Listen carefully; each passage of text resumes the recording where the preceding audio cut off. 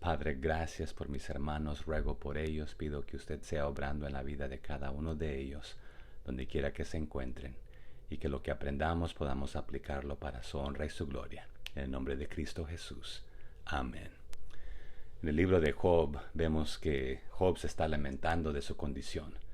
Y me atrevo a decir que por muy difícil que sea la situación de cada uno de nosotros en este momento, por esta enfermedad que estamos enfrentando de lo del coronavirus, no creo que la mayoría de nosotros hemos experimentado lo que experimentó Job. Él vivió algo que creo que en mi vida no he conocido a alguien que haya experimentado esto.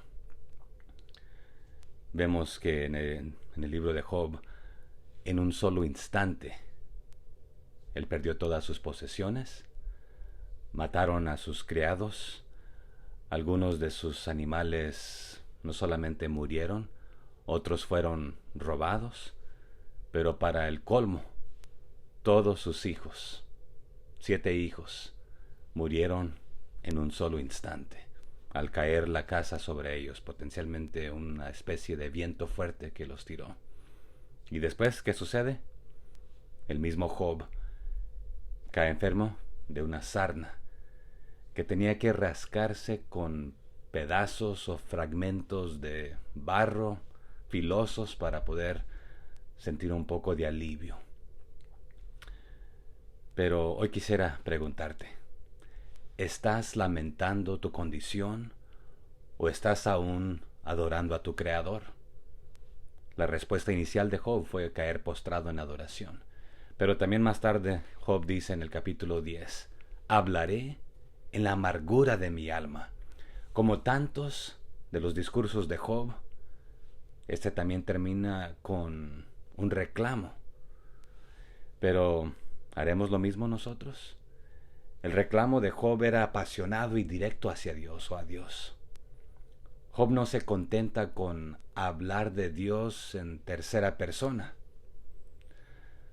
sino que Job sabe que como está tratando con el propio Dios, es a Dios a quien debe dirigirse.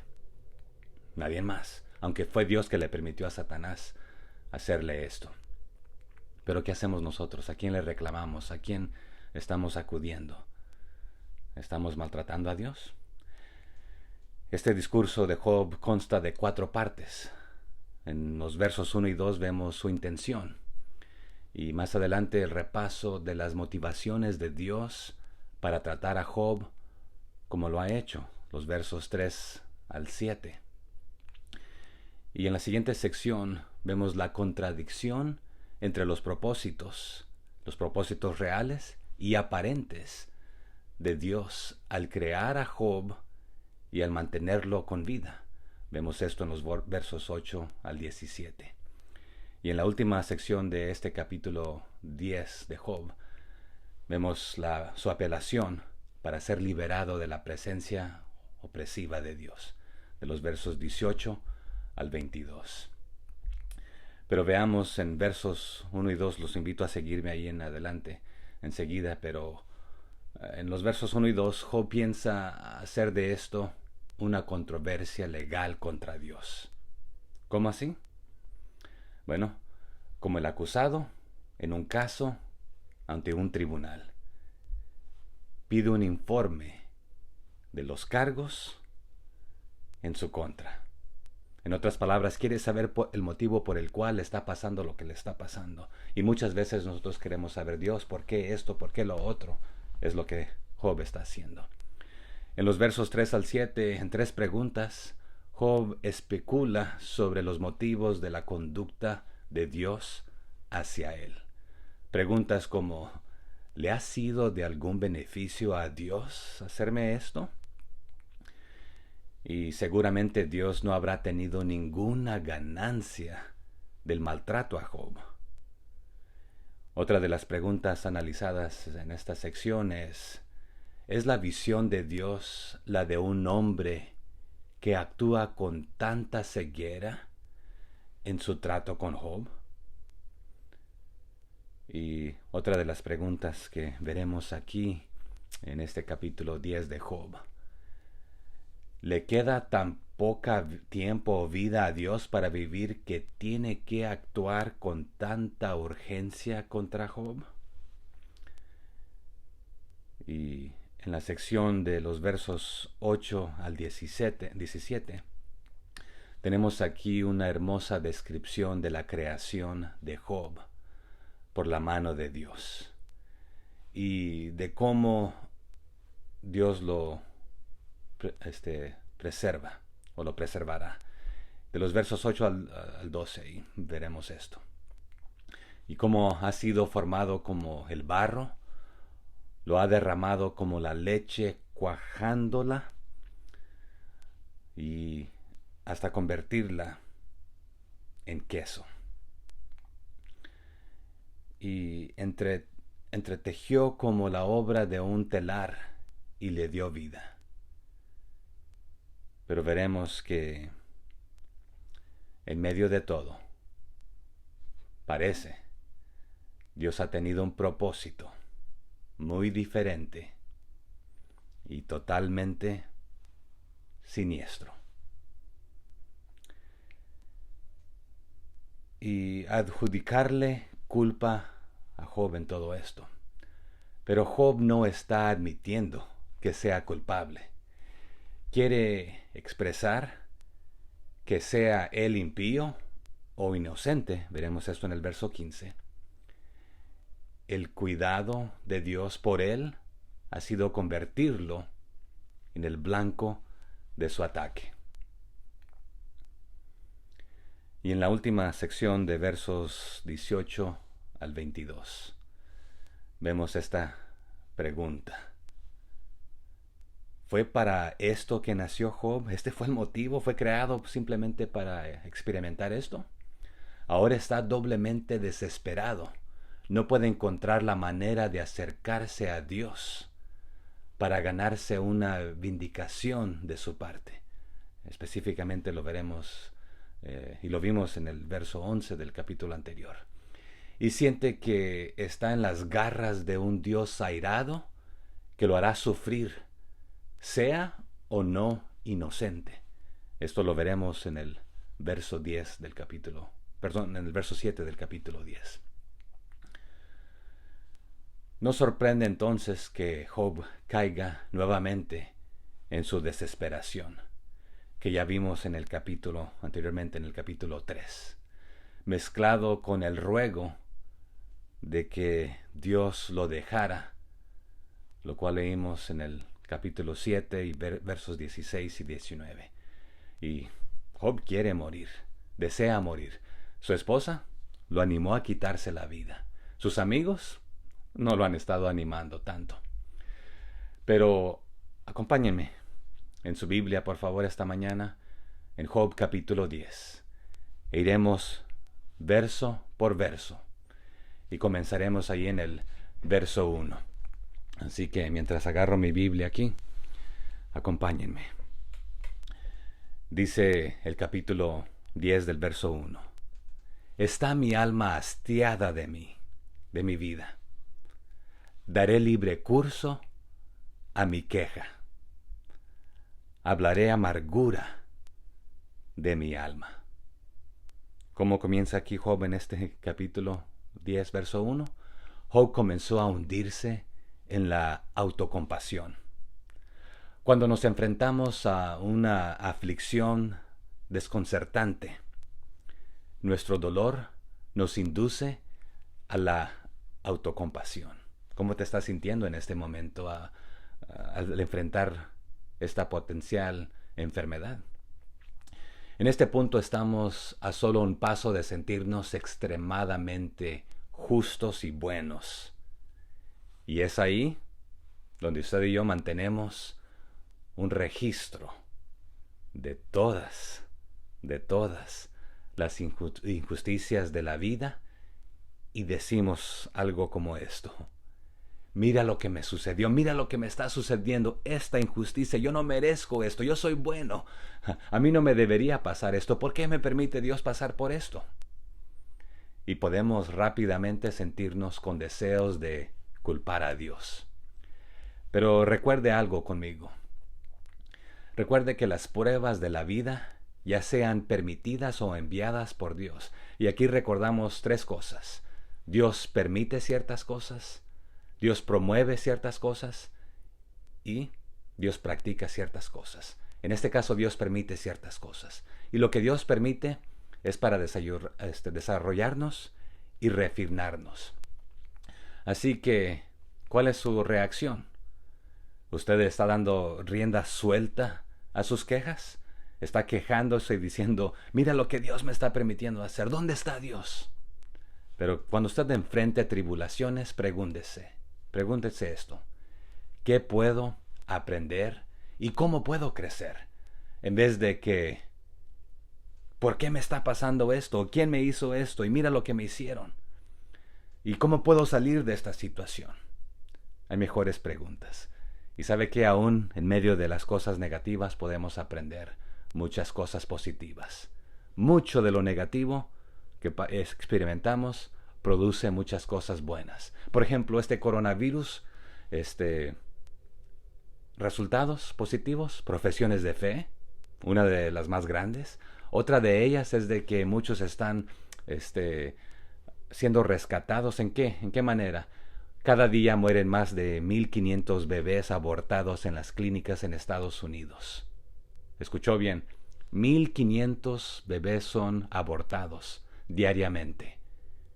Pero hoy, a través de este coronavirus, las clínicas, la mayoría de ellas están cerradas y bebés están siendo rescatados de esta manera, que no están siendo asesinados, abortados. 623,000 niños murieron en un solo año aquí en Estados Unidos, y las cifras suben y bajan.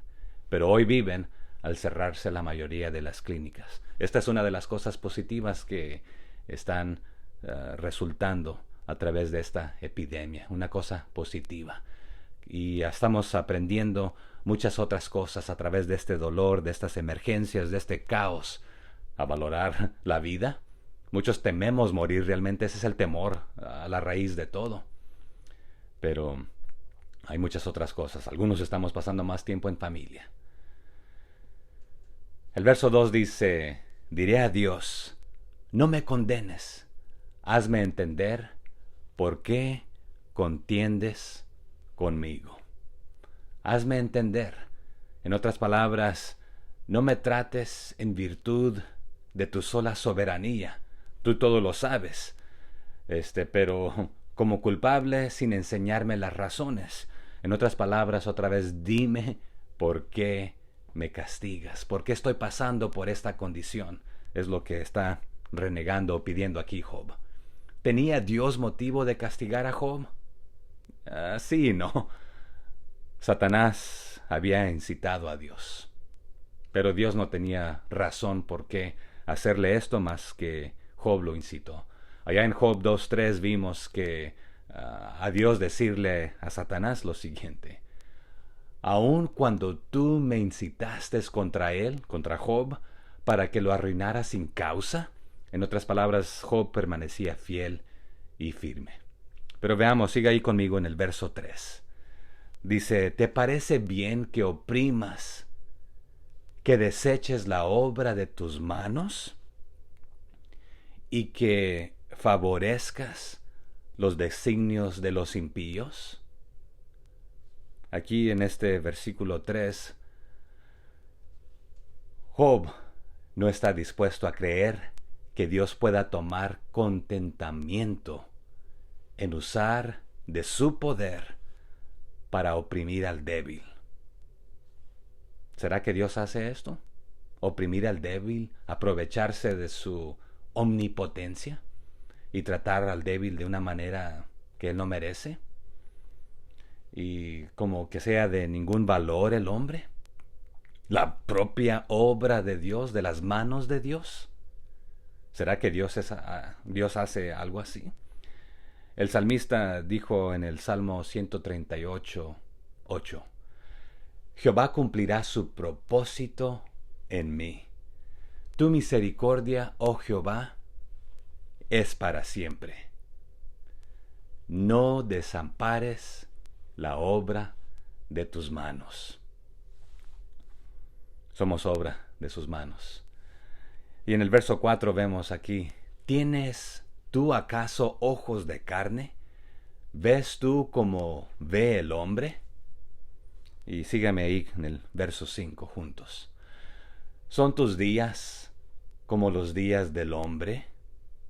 Y la segunda parte del verso 5 dice, ¿o tus años como los tiempos humanos? Y continúa allí al verso 6 para analizarlos juntos. Para que inquieras mi iniquidad y busques mi pecado. Aquí, en otras palabras, Job le pregunta a Dios, ¿ves tú tan imperfectamente como el hombre, como yo, como cualquier otro hombre, como mis amigos? Es decir, como el mismo ojo humano, como por ejemplo otra vez los amigos de Job que vinieron ahí por 7 días y simplemente estuvieron sin decir nada y después le hablan de cierta manera. ¿Es tan breve ese tiempo? Imposible, es lo que está diciendo. Se podría creer por la rápida sucesión de tus golpes que me has dado que no tuvieses tiempo para perder en abrumarme. Llegó la mala noticia, 1, 2, 3, 4 malas noticias y después cae enfermo. ¿Por qué te apresuras? En otras palabras, ¿no terminaba el primer noticiero de darme la mala noticia? Cuando llegó el segundo, el tercero, el cuarto y después permites que caiga con esta enfermedad. Y para el colmo, dejaste aquí a mi esposa viva que me dice, mejor quítate la vida. Como que si fuera alguna emergencia. Pero sigamos, dice el verso 7. Aunque tú sabes que no soy impío y que no hay quien de tu mano me libre. En otras palabras, tú conoces mi corazón, tú lo sabes todo, aunque bien lo conoces tú. Eres omnisciente, que todo lo sabes. Y este verso se conecta con el verso 6 anterior. Escudriña mi pecado. ¿Será que soy un pecador? Y sí, soy un pecador, pero ¿estoy recibiendo esto por mi pecado? No hay quien de tu mano me libre. En otras palabras, por tanto, no tienes necesidad de tratarme con la rápida violencia que he estado experimentando y que el hombre normalmente emplearía en tratar a otro hombre. No me trates como un hombre, trata a un hombre. Estando cansado de la vida, Job resuelve quejarse, pero hasta este momento no ha acusado a Dios de injusticia. No maltrata a Dios, no se rebela contra Él.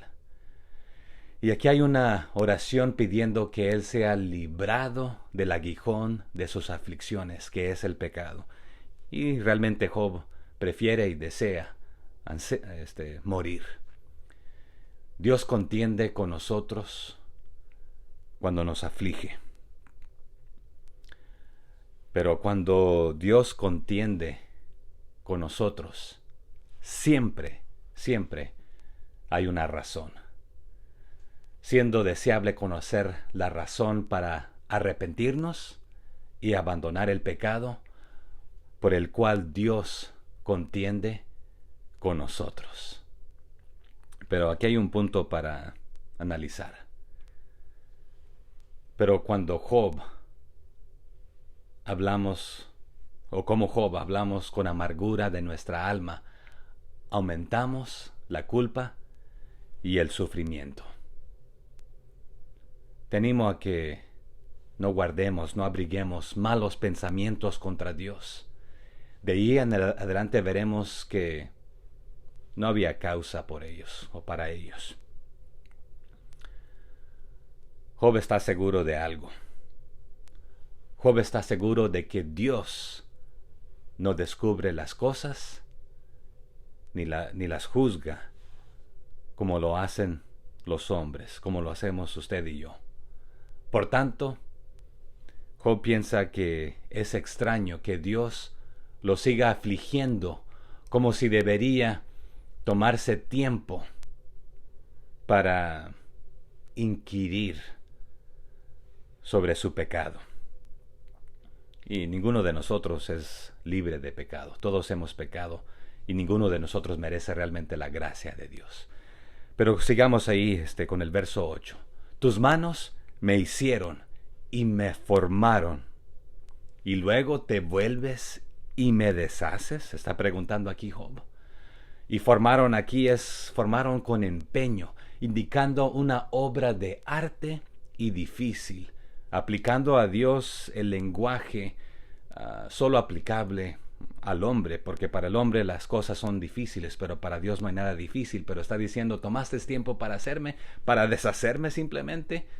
Pero aquí en el verso 9 dice, acuérdate que como a barro me distes forma, y en polvo me has de volver. En otras palabras, aquí el versículo siguiente también prueba que la referencia aquí no es tanto a la naturaleza perecedera de los materiales, que aunque Job otra vez había perdido todos sus bienes prácticamente, pero aquí más refiriéndose como a su maravillosa formación por el alfarero. Él es el alfarero divino, quien tiene la capacidad de formarnos y deshacernos. Pero aquí en el verso 10, continúe conmigo, dice, no me vaciaste como leche y como queso me cuajaste. En la organización del cuerpo de sus rudos comienzos, el original líquido gradualmente asume una consistencia más sólida, como la leche se cuaja, formando el queso. También el salmista dijo algo aquí en el Salmo 139, 15 al 16. No fue encubierto de ti mi cuerpo, dice. Bien que en oculto fui formado y entretejido en lo más profundo de la tierra. La siguiente parte dice, mi embrión vieron tus ojos, y en tu libro estaban escritas todas aquellas cosas que fueron luego formadas. Y después dice, sin faltar una de ellas. Sabe, hermano, también la ciencia nos revela que lo que circula en los vasos lácteos se provee para todos los órganos. Y aquí Job poéticamente hace un juego de palabras. Y también lo vemos en el siguiente verso, verso 11. Dice así, me vestiste de piel y carne, y me tejiste con huesos y nervios. En otras palabras, cubrísteme o incrustaste curiosamente obrando. El salmista también dice ahí en el Salmo 139, 15 que leímos, no fue encubierto de ti, mi cuerpo. Bien que en oculto fui formado y entretejido en lo más profundo de la tierra. En el feto, la piel aparece primero, luego la carne, luego las partes más duras. Pero sígame ahí en el verso 12 del capítulo 10, donde estamos. Dice el verso 12, mi vida y misericordia me concediste, y tu cuidado guardó mi espíritu. Tu providencia vigilante guardó mi espíritu, mi aliento. El verso 13 dice, estas cosas tienes guardadas en tu corazón. Yo sé que están cerca de ti. Esto cerca de ti, en otras palabras, era tu propósito. Tú tienes un plan. Y todos los tratos de Dios con Job en su creación, preservación y aflicciones presentes eran parte de tu consejo secreto.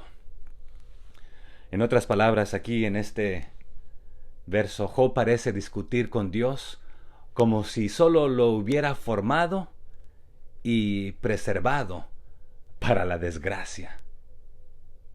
¿Será que Dios nos hizo solamente para desgraciarnos? Pero ¿sabe qué? Dios nos hizo, no nosotros a nosotros mismos.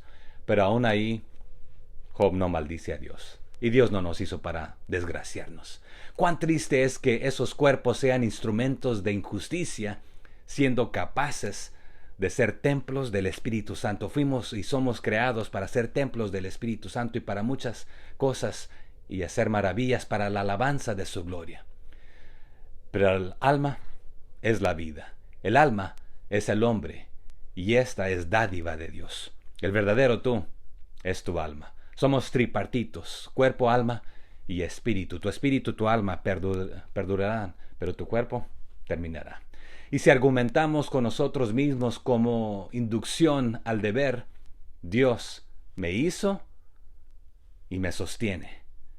Podríamos también argumentar en pro de la misericordia.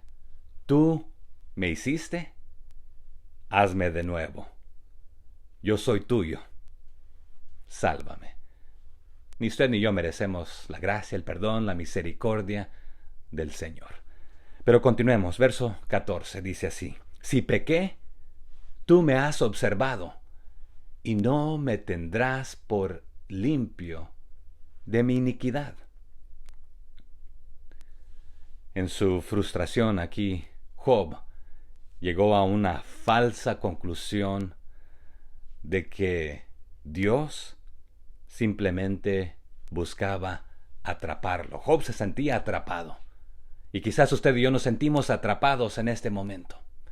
Pero las conjeturas erróneas nos llevan a conclusiones erróneas. No deberíamos usar nuestras experiencias limitadas para llegar a conclusiones acerca de la vida en general. Si se encuentra dudando de Dios en este momento, a pesar de las circunstancias que usted está viviendo, recuerde lo siguiente. Recuerde que usted no tiene acceso a todos los hechos y a toda la información. No lo sabemos todo, no somos Dios.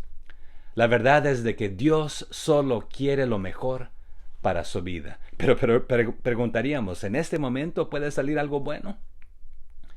Pero sabe, mucha gente soporta gran sufrimiento para encontrar que al final trajo consigo gran beneficio. Y usted y yo no sabemos todo lo bueno que saldrá de todo lo que estamos viviendo. Cuando esté sufriendo, no asuma lo peor. Pero hoy en día muchos están diciendo, es el fin del mundo, es lo peor. Pero sigamos aquí, verso 15. Si fuere malo, ¡ay de mí! Y si fuere justo, no levantaré mi cabeza, estando hastiado de deshonra y de verme afligido. Aquí Job queda perplejo, porque Dios observa cada pecado con un rigor tan incesante. En otras palabras, sea Job malo, impío e hipócrita, o sea Job justo, sincero, recto, lo mismo, Dios condena y castiga, Él tiene ese poder. Pero dice, no levantaré mi cabeza en consciente inocencia. El salmista también dijo en el Salmo, mas tú, Jehová, eres escudo alrededor de mí. Y dice la siguiente parte, mi gloria, el que levanta mi cabeza. Y la parte del verso que estamos ahí dice, de verme afligido. Demasiado bien veo mi aflicción, lo que parece probar mi culpabilidad, en otras palabras. Pero continuemos aquí en el verso 16. Léalo ahí conmigo, por favor. Continúe siguiéndome con su vista. Si mi cabeza se alzare, ¿cuál león? Tú me cazas y vuelves a hacer en mí maravillas. Este cuadro es interesante porque en este cuadro es como de un cazador y su presa, ya sea una persona a un animal o otro animal a otro animal. Pero aquí Job prefiere y quiere mejor morir de un solo golpe de un solo, en lugar de estar sufriendo tanto. Y dice la siguiente parte, subirá de punto mi cabeza. En otras palabras, más bien, si levanto la cabeza de posición, me cazas y te tornas, te vuelves, así como si el león no matara de una vez a su presa, sino que vuelves también a torturarla, a torturarme de nuevo, aquí manteniéndome sufriendo. Así me haces tú, Señor, en este momento, dice Job. Pero continuemos ahí en el verso 17. Dice, renuevas contra mí tus pruebas y aumentas conmigo tu furor como tropas de relevo, una tras otra. Y estas tropas vamos a hablar, pero tus plagas son sus pruebas acumuladas. Eran como una sucesión de testigos presentados como prueba de su culpa para abrumar al acusado. Entonces Job se siente acusado y uno tras otra, la mala noticia, los amigos que están viniendo, mi enfermedad y mi esposa, y las tropas o ejércitos o trampas contra mí, ejércitos tras ejércitos. Eso es una sucesión de huestes, aquí está diciendo, a saber, sus aflicciones y luego reproche tras reproche tras reproche de parte de sus amigos. Continuamos aquí en el verso 18. Lea ahí conmigo, por favor. El 18 comienza con una pregunta. ¿Por qué me sacaste de la matriz? Hubiera yo expirado y ningún ojo me habría visto. Esto lo vimos en el capítulo 3. Y de igual menciona aquí el verso siguiente. Lea ahí conmigo el verso 19. ¿Qué dice? Fuera como si nunca hubiera existido, llevado del vientre a su sepultura. De un solo paso, al nacer, morir, o mejor no hubiera muerto, así como vimos en el capítulo 3. ¿No son pocos mis días?, dice el verso 20. Cesa pues, y déjame para que me consuele un poco. Job estaba expresando el punto de vista de la muerte que era común en los tiempos del Antiguo Testamento. Y potencialmente otra vez este libro de Job es uno de los más antiguos. Pero aquí también vemos estas expresiones en el Antiguo Testamento de los muertos iban a un lugar oscuro y lúgubre llamado Seol. Este lugar lúgubre, en el Seol no había ni castigo, se creía, ni recompensa, ni se podía escapar de él. Aquí este lugar, en otras palabras, también puede describirse que un lugar oscuro. Pero dice, ya fui predestinado desde mi nacimiento a sufrir estos males. Dame al menos un breve plazo de descanso. Los pocos días que me quedan. Pero sabe, el salmista también dijo lo siguiente en el Salmo 39:13. Déjame y tomaré fuerzas antes que vaya y perezca. Continúa ahí conmigo en el verso 21. Antes que vaya para no volver a la tierra de tinieblas y de sombra de muerte. También el salmista habló de esto en el Salmo 23. Pero termine ahí, lea conmigo en el verso 22. Tierra de oscuridad lóbrega, como sombra de muerte y sin orden, y cuya luz es como densa tinieblas, lo que hablábamos recientemente. Las ideas de orden y luz, de desorden y tinieblas, las vemos aquí, las vimos en Génesis 1 y 2. Recuerde cuando compara las tinieblas y dice en Génesis 1 y 2, y la tierra estaba ¿cómo? Estaba desordenada y vacía, y las tinieblas estaban sobre la faz del abismo. Aquí vemos tinieblas y abismo. Y el Espíritu de Dios se movía, ¿dónde? Sobre la faz de las aguas. Aquí en este versículo se usan 3 palabras hebreas diferentes para la palabra oscuridad. En el verso 21, la primera palabra común que se usa aquí es tinieblas. Y también vemos aquí tierra de sombra, lúgubre, de una raíz hebrea que significa encubrir. Y la tercera ahí que se usa es la oscuridad misma.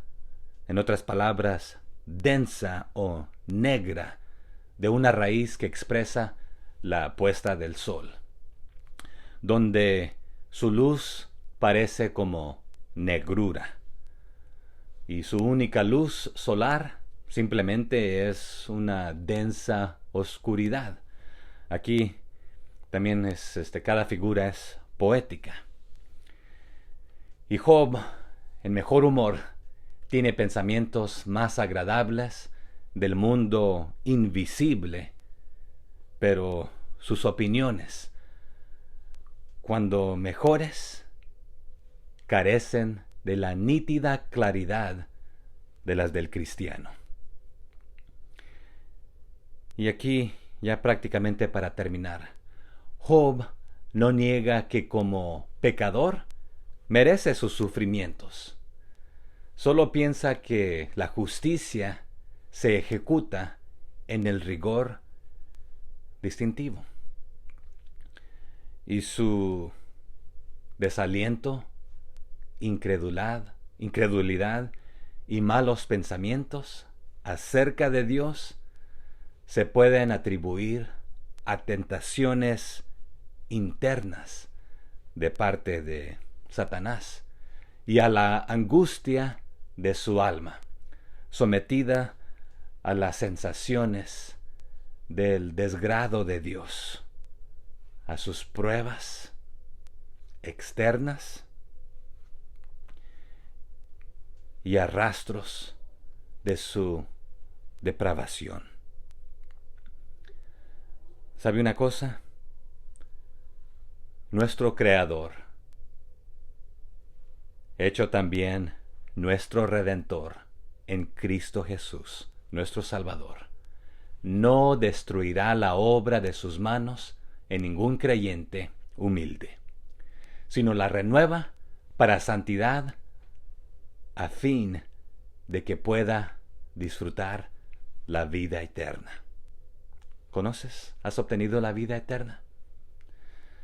Si la angustia en la tierra hace que la tumba sea un refugio deseable, si deseas morir a pesar de estar pasando por estas dificultades y prefieres morir y ir a la tumba en lugar de desear el cielo, ¿cuál será el estado de los que están condenados a la negrura de las tinieblas para siempre? Considera eso. La negrura de las tinieblas para siempre, separación de la luz que es Dios, estar completamente aparte de Él.